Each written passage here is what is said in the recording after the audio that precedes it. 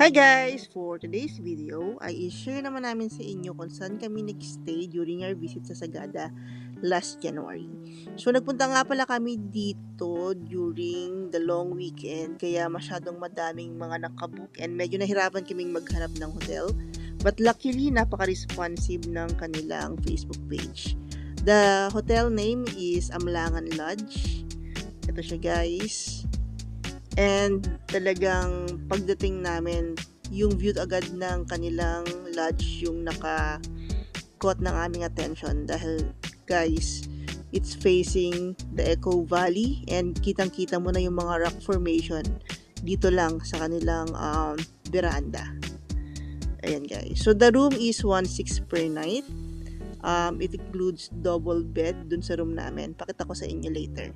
So, for the meantime, ito nga pala yung view dito sa kanilang restaurant.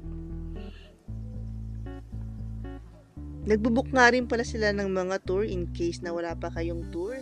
You can talk to their front desk para sa mga available tours na para sa inyo. And most of the guests ay kasama namin. So, medyo mas bumaba yung bayad dahil nga it's a joiner tour. Ayan guys. Okay, room tour dito sa Amlangan Lodge. We get the two double bed.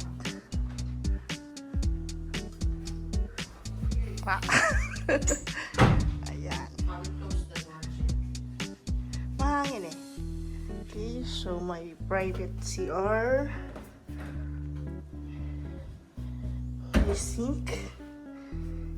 And my hot and cold shower. Ayan. So, yung maganda dito ay yung kanilang priceless view sa veranda. Ayan. Kita nyo naman.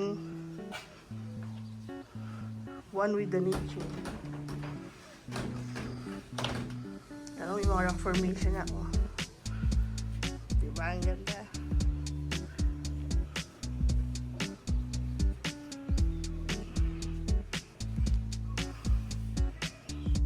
Bukod nga pala sa napakagandang view ay nagsiserve din sila ng fairly priced na mga pagkain na ubod ng sarap guys. Ako'y na-addict sa kanilang papaitan. Siguro during our stay nakatatlong round ako ng papaitan or order ng papaitan.